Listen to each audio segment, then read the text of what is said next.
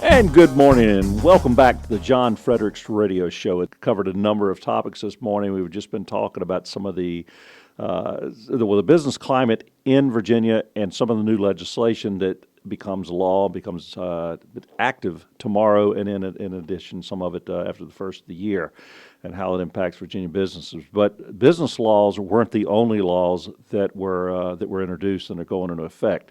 There is a number of new laws that will take effect tomorrow that will impact a number of factors: what you pay for power, some of the rights that you have, particularly if you're a gun owner or want to be, and a number of other areas. I had, if you saw the presser for today's show, had Senator Bill Stanley was planned to be on this morning, and got a late night call from him going, I've got to be in court tomorrow. So Bill, I don't know what kind of court case you got going on, but it apparently got continued to another day. I wish you good luck on that.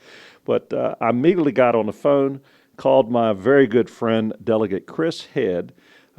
Chris is the member of Virginia House of Delegates, 17th District, which is Botetourt and Roanoke counties, and in part of the city of Roanoke.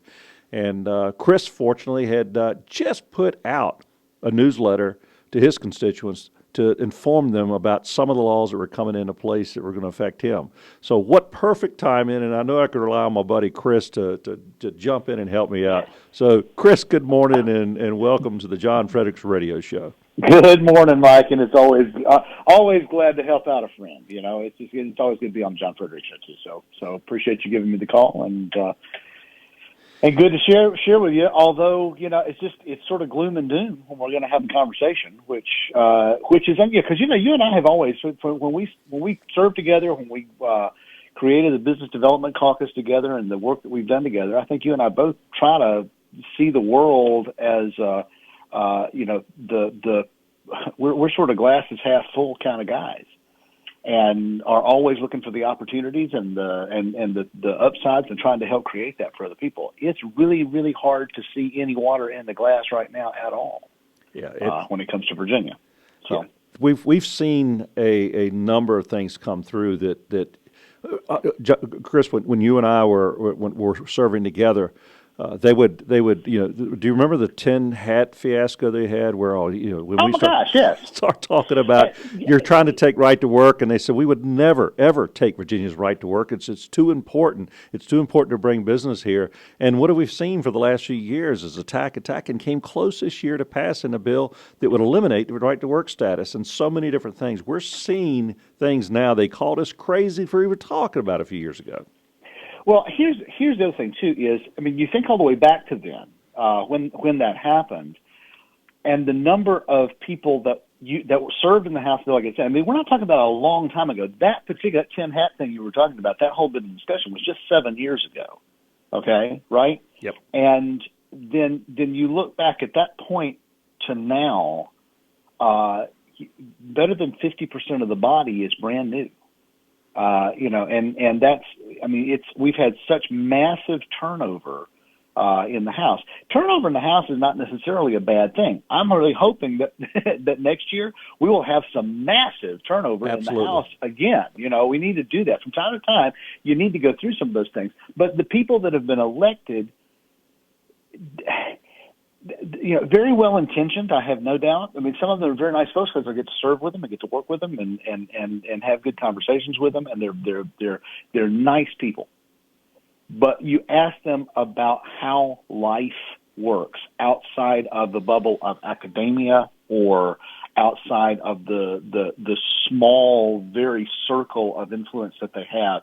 When it comes down to, have you ever run a business? Have you ever managed anything? Have you ever worked in the situation where you've actually gone out there and had to set expectations for folks and then hold them accountable for delivering on what has to be done? And the answer is no. They have, no experience with that at all. None. And that's, when you don't have any frame of reference and any experiential base to draw from, and you don't even have any education regarding that,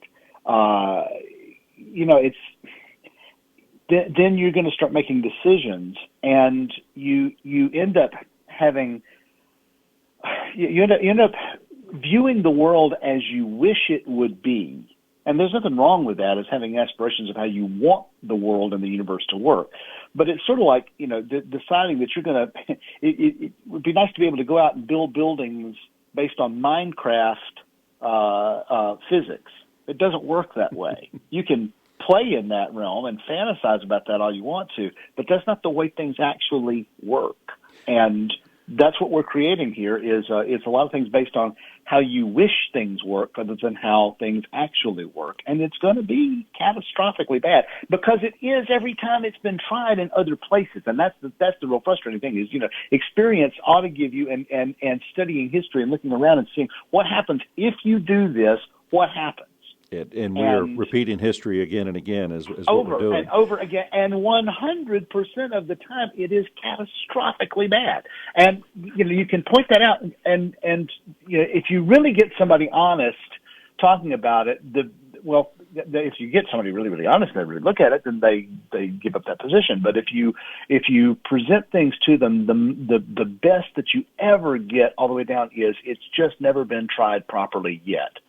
And I'm sickened by it. We had, I think probably the most frustrating thing in the last session when all this stuff got passed was the fact that they didn't want to debate anything. We'd have conversations in committee a little bit, and that would get cut off. There would be, pending question called there too, and chairman would cut off debate after a while, although we did get some good debate in committee. But then the excuse over and over again is we would start asking questions on the floor, which is, this is where the whole body gets to hear things, right? We got all 100 members sitting on the floor. You start talking about what's going on in a bill and asking questions and speaking to it, and then and you'd ask questions. Will the delegate yield for a question? You'd ask, and they'd stand up, and in some cases they would take one, but they got to where they would say, no, this was heard thoroughly in committee. There's no need for us to debate it any further here. Well, it's like, and that's just such a dodge because they don't. First of all, you start asking questions they can't answer, and that's a real frustration. Well, I used to enjoy the back and forth and even being out and tuning in sometimes and watching the video online and seeing live action from the floor, and there was always back and forth for years. And this year I noticed so many times when a delegate would stand and said, would the gentleman or gentlelady or the delegate, as they refer now, yield for a question, and more than ever I see, no, the delegate will not. And will not yield for the question. Well, here's the other thing. You remember when we were in control, and we would go through debate on there were several times when we got to, we were on second reading of a bill. The next day it's going to be passed if it doesn't, something doesn't change, and we're riding along and debating the bill, and someone from the other side of the aisle would stand up and ask a question and make a point, and sometimes it would be a valid observation that they had, and you go, dang, how did we get all the way to this point without seeing that? And then somebody from our side would stand up and say, Mr. Speaker, could this bill go by temporarily or go by until tomorrow, go by for the day? And if we would do that, and then you'd come back in the next day, and there'd be an amendment to address what the other side pointed out that was valid. Because just because it's a Democrat saying it doesn't mean that it's wrong. Just because it's a Republican saying it doesn't mean that it's right. But we owe it to ourselves as legislators to listen. Well, there's complete cessation of listening to the other side. They don't want to hear anything from anyone. They are just going to go down and do what they did, which is why these things passed on straight party line votes, and it was like a house of fire. And we'll see. Just in spite of warnings to the contrary. Well, and it could have been a lot worse. Believe me, it could have been a lot worse. There's a lot of things that got out of the House that didn't make it through the Senate because there are a couple of senators over there that are on the other side of the aisle that have some wisdom and slowed the train down. One of the things you mentioned about having the debate and listening to the other side, one of my first bills I ever introduced, and this was a governor's bill. So you know what it meant when it was a governor's bill. It was going through. Everybody knew this was going through. And it was a bill that was essentially gifted to me. All right, Mike, here's an easy one for you. And being young and fresh and in there, hey, I got a governor's bill to go there, and it was Scott Surville, who at the time was a delegate, now he's a senator. He stopped and asked a question, and I thought about it and went, dang, he's got a point there. And so I pushed it off for the day, and then I pushed it off for another day, and then I pushed it off, and finally I'd stood up on the floor and asked the speaker, I'd like to strike this bill. And it was based on the fact that, he brought a good point up, that this thing needs more work, and this isn't the year for it. And it was a bad piece of legislation that got stopped because there was conversation on the two sides. So there is clearly benefit for that, and sometimes you'll hear things that you didn't know.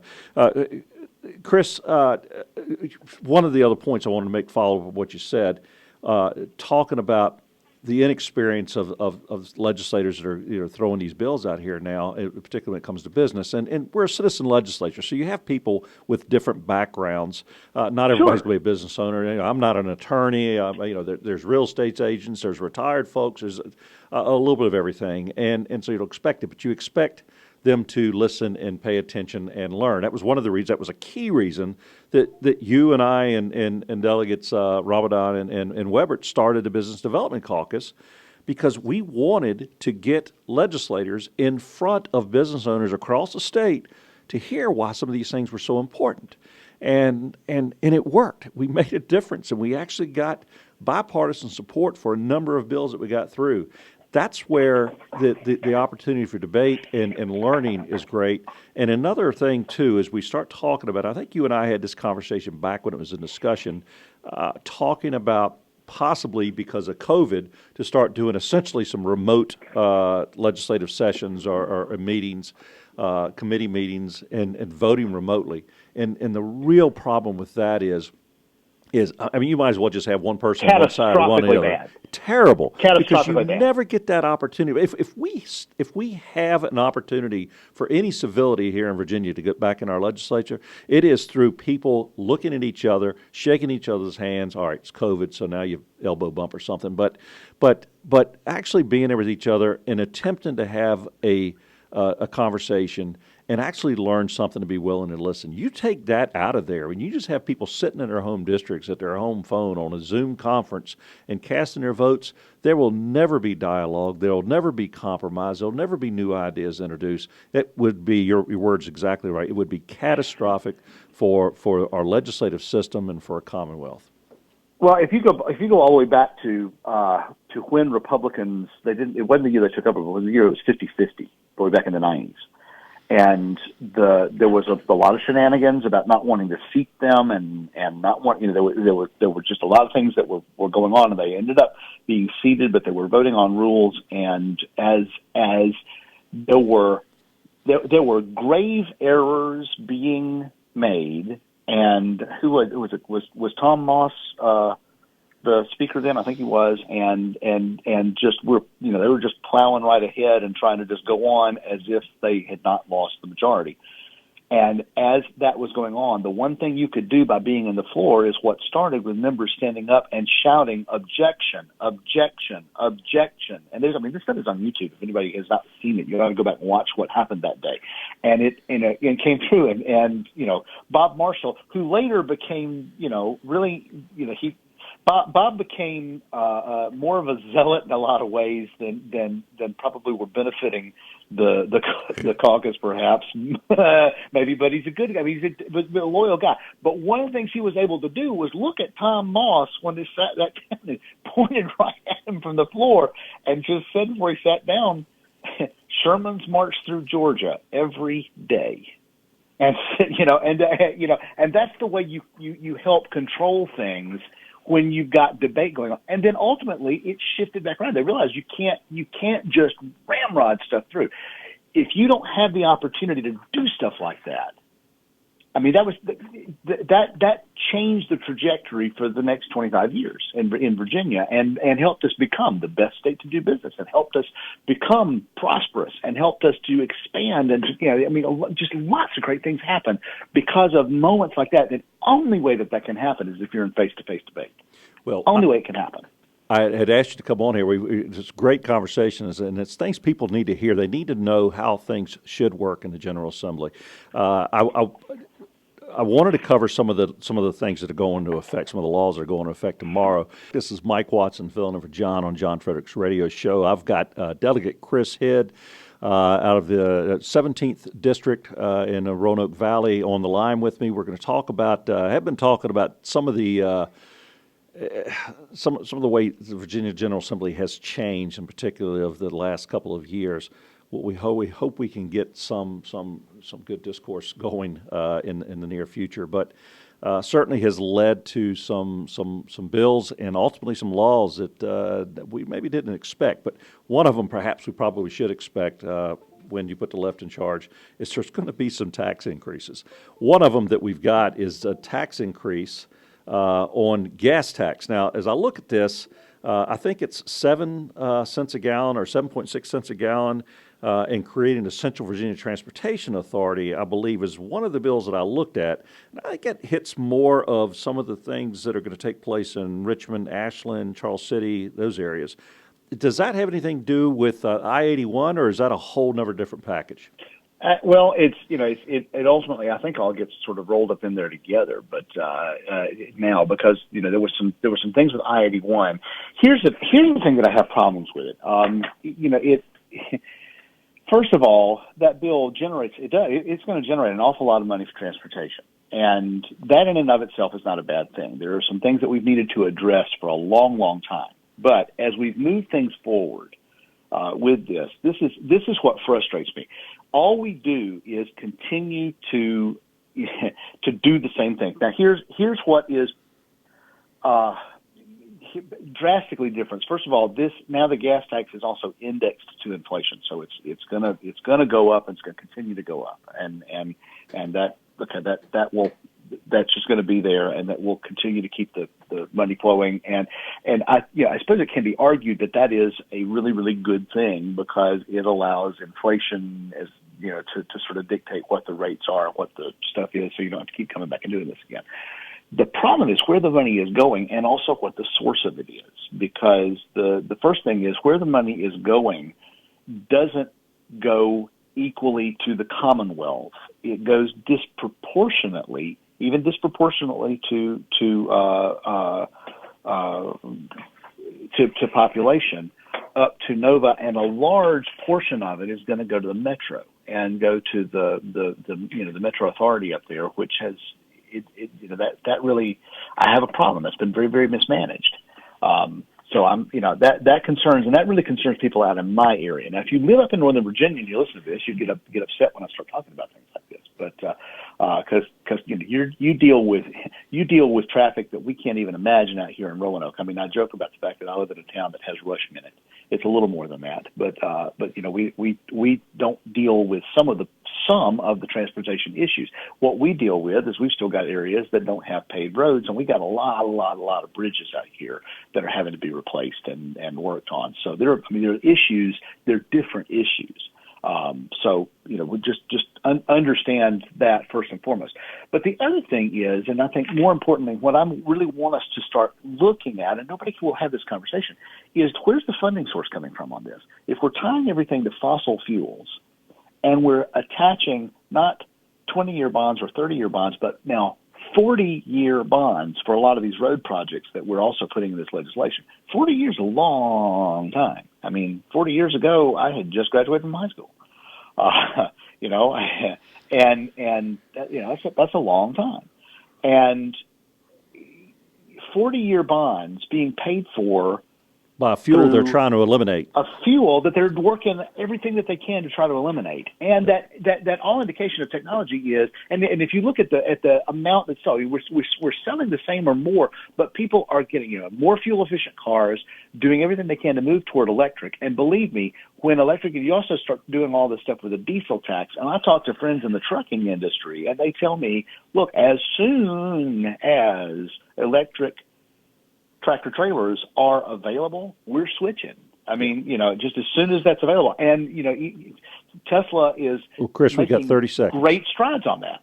So, it doesn't make any sense to me, because you end up talking out of both sides of your mouth on this. All right, so like 15 We'll catch seconds this on left. on the other side of the hour. This is Mike Watson filling in for John in his absence.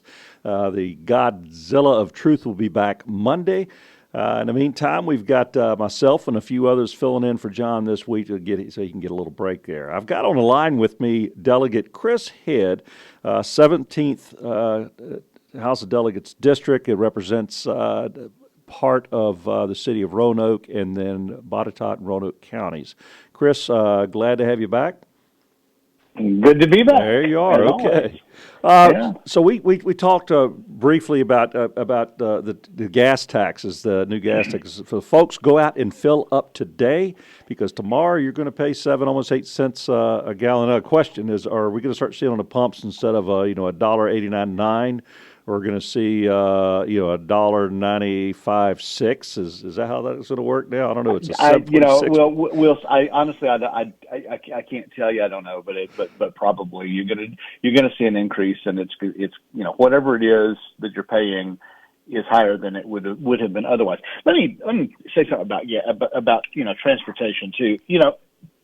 That's one of the areas. You got to pay for the roads. We got to figure out a system that is more equitable than what we have done, and you keep coming back and having the same conversation over and over again, which is the real frustration to me is that we never have had a real analysis of the way that we should be funding our transportation resources and how that should be broken down, because it's critically important to everybody, whether you drive on the roads, whether you ride on the rails, whatever, it doesn't matter that you don't use it personally. You benefit from it because the stuff that you have all has to come over the road. So we all understand that if you really think about it for a little bit. We've all got to be paying for it. And the folks that use it the most have to be paying for it the most. That's the way it's got to be. The gas tax gets handled that way. But there've got to be some other ways to look at how this gets done, and also that we manage the things more effectively. I talked with some of the transportation engineering folks over at Virginia Tech and looking at I-81, for example, and the reality of I-81, it's a problem. And if it's on this side of the state, so if you're on Northern Virginia or you're over in the Tidewater area, Richmond, you don't come up and down 81, very often, if at all. It gets really, really congested, and the difficulty that we have with it is that if there is a wreck, there's no place to get off, and you end up. I've been stuck on it for 3-4 hours at a time because of a wreck, and there's literally no place to go. You can't go around. So you look at that and go, well, what do we do with that? And yet they will say, as far as the amount of traffic on it, it's not so much the volume of traffic, it's the utilization of it and the volume of traffic at the same time. We had discussions the previous year about doing something about that would try to regulate when the truck traffic was on there and incentivize with some special tolling, incentivize trucks to travel down 81 at different times of day, and that's worked in other areas of the country. We couldn't get that conversation going. That's real frustrating to me that we don't have.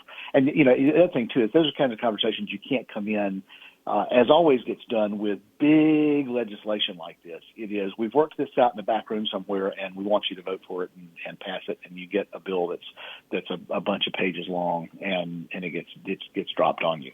That's the way it's done.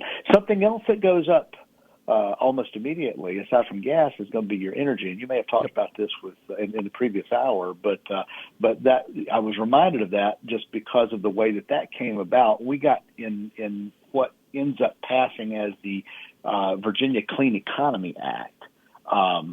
This is a large piece of legislation, and for statewide, you get a bill that's 70 pages long. That's a lot of information to try to digest. And when we were sitting in the Committee on Labor and Commerce and it came through, we were getting ready to vote on it, and all of a sudden coming in was an amendment in the nature of a substitute, and what had been a 30-page bill became a 74-page bill, and 15 minutes later we voted on it.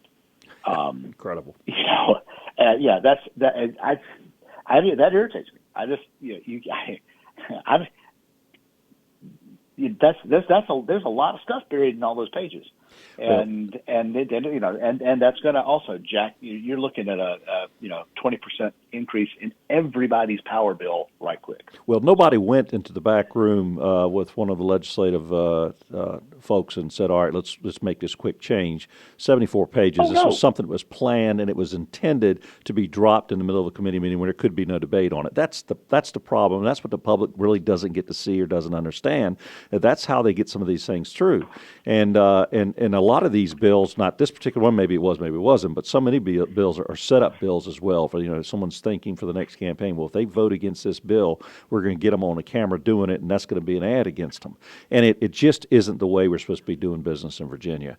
We could spend a lot of time on a lot of those issues, but I did want to touch a couple of things that I know is going to impact people. Obviously, higher gas taxes, higher energy costs, all start to take effect tomorrow.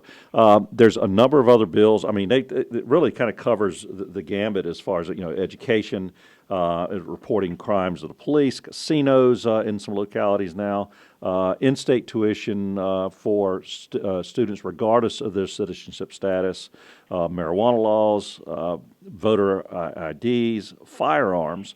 The local control of status. I guess one of the ones I wanted to kind of hit and maybe wrap up a few of these in one are some of the local some of the controls given to localities.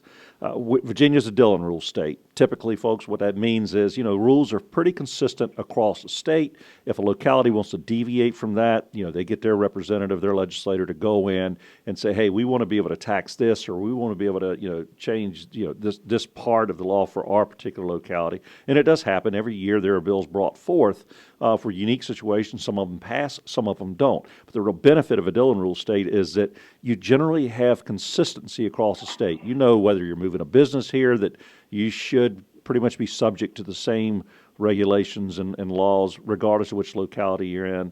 But they did a few things this year that changed some of that. One of them, as far as taxes, they've given localities additional taxing authority that they used to have to come to the General Assembly for. Gun restrictions. They've given localities now the ability to be able to implement their own gun laws above and beyond what was already passed by the General Assembly. And and that one, Mike, is one that is extraordinarily problematic because it is conceivable that I could leave my house in Botetourt County and drive down to Franklin County, and if I did that, go down down that way, I would leave my house in Botetourt County, would drive through Roanoke County, and then through Roanoke City and back into Roanoke County. And it is possible that if I have a firearm in my vehicle, and it's not handled the right way, that you suddenly could have a situation where I am legally allowed to have it when I leave my house, legally allowed to have it when I enter Roanoke County, but it's illegal when I enter Roanoke City, and then it's legal again when I go into and this is nuts. Yeah, it's bad enough when you go from state to state to have different laws, but at least you have the opportunity, okay, I'm going to be driving through Maryland. I know that I can't have that firearm on my person or in my glove compartment. It has to be in the back and locked up and unloaded. But that for the whole state. For the whole state, right? But here from locality to locality. You know this. And the thing is, it can change and you have no way of knowing. And the other thing is, when you cross a state line, there's a great big sign, huge, it's hard to miss, that says you are now entering Maryland, you are now entering Kentucky, you generally know when you've crossed state lines. You know when you've crossed the state line. You can weave in and out of a city or a county and cross municipal boundaries like that, and though there may be a little small sign, that's just too easy to miss. Because it's at best. I mean, a lot of times it's that little almost 4x8 sign that's sitting there, or 8.5 by 11 sheet of paper size, slightly larger than that, maybe 11 by 17 inches, literally, the size of the signs that are sitting out there that says now entering whatever and leaving whatever. Those things are designed to just be there in case you're looking for them. But it's a different kind of notification, and you won't know what the rules are because they can change so quickly. And that's going to cause problems in the long run. It really is. The other thing is giving the localities the ability to restrict the rights of carrying firearms inside any and all public buildings if they want to do that. I can largely assure you that as soon as they have that authority, that's going to be one of the first things taken up by Roanoke City Council. Absolutely. And I've told them before, you're going to have a problem with this. Banning it is never going to protect you from somebody coming in who means to do you harm, unless you're going to set up metal detectors and frisking spots for everybody that comes in and out of that building, and they're not going to do that. It makes them feel better, and it will be good until somebody then decides that they're going to do something crazy. Okay, so for our listeners, then they need to know that beginning tomorrow, now granted, this gives the localities the authority to take these steps. They'll, of course, now you'll start seeing them. Maybe some have already had meetings, I'm sure they have, that say, on such and such a day this becomes effective, especially if you get up in Northern Virginia. I expect you're going to see a lot of this.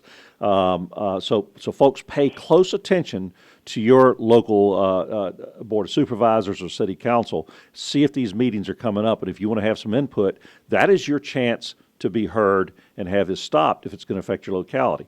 At the same time, be aware, folks, that as these laws get implemented, and these ordinances, ordinances become effective, you, as Delegate Head just described, you can be legal leaving your house, you can be legal at your destination, but somewhere along the way, you may or may not know, you may be illegal. If you're stopped and you've got that firearm, then you've got a firearm charge against you, which goes well beyond just like this isn't a misdemeanor thing. Once you've got a firearm charge, and then you try to go get your concealed carry permit, you got a problem. In addition to fines and everything else. So this is one of the things you need to be aware of, but stay very attuned to what's going on in your locality, so that you get a chance to have input on this issue. Chris, a couple other things want to cover. Something that was wow, there's so many of them as I go through this list. I'm kind of scrolling. I made a list of these things. Okay, voting. How does it impact? There's no longer a requirement for a photo ID. When you and I were there, when we were there together, we passed a bill that said, look, you go there to go to the poll, show your ID, you show your ID for everything else. Let's keep integrity in our voting. They've now eliminated that.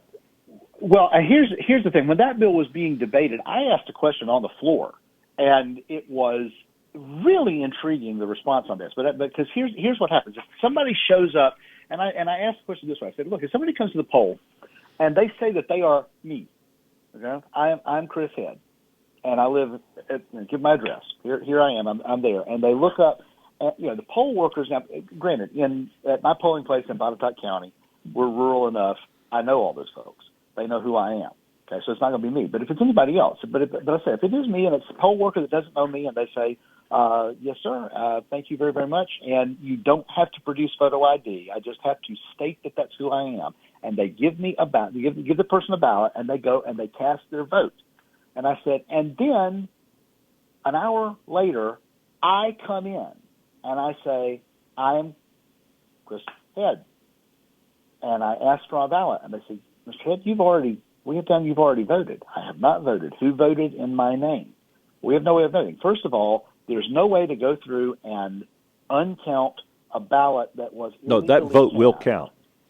And there's no way for me to vote other than a provisional ballot, which may or may not. I mean, you've opened up an entire can of worms when you do it this way. That vote will count. My vote will not. You are depriving me of my right if someone chooses to do something illegally. And, Mike, that will happen at some point in this Commonwealth with this law. I assure you that will happen. It will happen indeed. When. It's not going to happen quickly, but it will happen. Well, and the response, I mean, it just was baffling the way that they tried to double talk around that and justify their actions. You ought to have to prove who you are, and it's not hard. It's not. There is nothing that is trying to be voter suppressing about it, except that I do want to suppress people that are not legally allowed to vote. If you are not in this country legally, if you are not a citizen of the United States or a citizen of the Commonwealth of Virginia or a registered voter, you ought not be casting a vote. Okay, you ought not be doing that. We have to maintain some integrity with this, because if we don't, we're going to lose more of what we've already lost. And this is not trying to be xenophobic. This is not trying to be in any way repressive.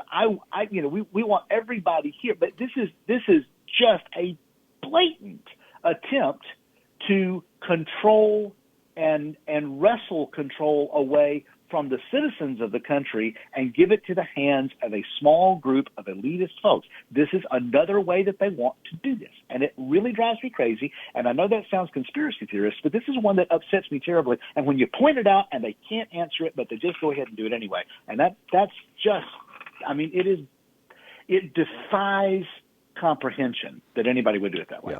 Well, let's go to another one. This is regarding education. Again, I'm trying to point out some of the ones that are going to impact folks that it'll have a notable impact on the citizens that are listening and keeping track of some of these things. There was a bill passed this year. It's now becomes law, I guess, tomorrow. And I understand the intent. They're trying to stop the school to prison pipeline, as they call it, and trying to keep the police out of affairs that are taking place in school systems. And on some degree, if it's a matter of sending somebody to the principal's office or something, is one thing. But this bill would actually include, and I saw the debate on the floor, and this was when Delegate Todd Gilbert got up to address. It was Delegate Mike Mullen on this bill. He was a chief patron on this, and really made an astonishing finding in that this bill would prevent the school from reporting a sexual assault against a teacher or another student to the police. Is that accurate? It could. Simply because they've shifted it over. There are some. It depends on what it would be. Obviously, if it was a rape, blatant rape, anything that would be a felony offense. Now, here's the major change in that bill when you're looking at it. Previously, it said that the principal should immediately report to local law enforcement agencies any act enumerated in various clauses of the thing that may constitute a criminal offense. That's what it used to say. And the bill strikes criminal and changes it to felony. So there are, assault depends on, if when you start talking about simple assault and levels of assault, those are usually misdemeanors and not felonies. And so you've got a lot of things that could happen that could be really, really problematic, and they will never get reported to law enforcement. This is one of these bills we're going to come back at some point and have to start fixing. I assume it's you're going to have examples that can be put point blank in front of the legislature and go. Well, you've this also was never got reported. I mean, where you're going to go with this? I mean, I'm seeing the buzz starting now about legislation already that they're going to want to pull in to prohibit having the school resource officers from the local law enforcement going into the schools. They want to eliminate that. And the whole reason that they were there to begin with is because we had a problem because we had violent things going on in schools. And we wanted to have a police presence there that could start interacting with and getting to know the kids.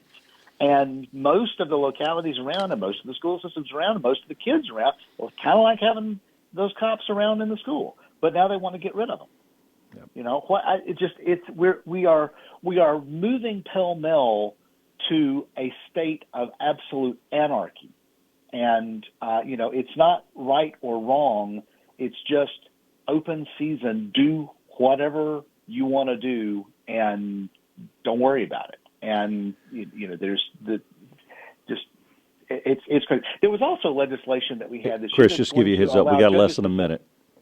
Okay, well, some legislation that allows judges to set aside convictions and just slap on the wrist and say, you know what, we're not going to convict you. We're just going to say we'll take it under advisement, let it and let it go. Judges have had some parameters to be able to do that.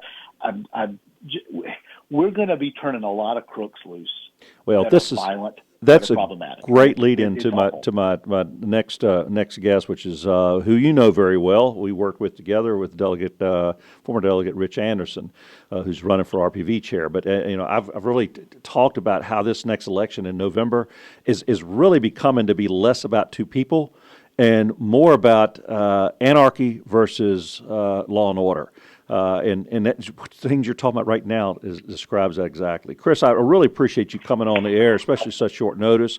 As always, I enjoy talking to you, my friend, and I appreciate the insight. Hopefully, the listeners got some of this information and are writing it down, because these things take effect tomorrow. Go out, folks, buy some gas, because it'll save you a few bucks today.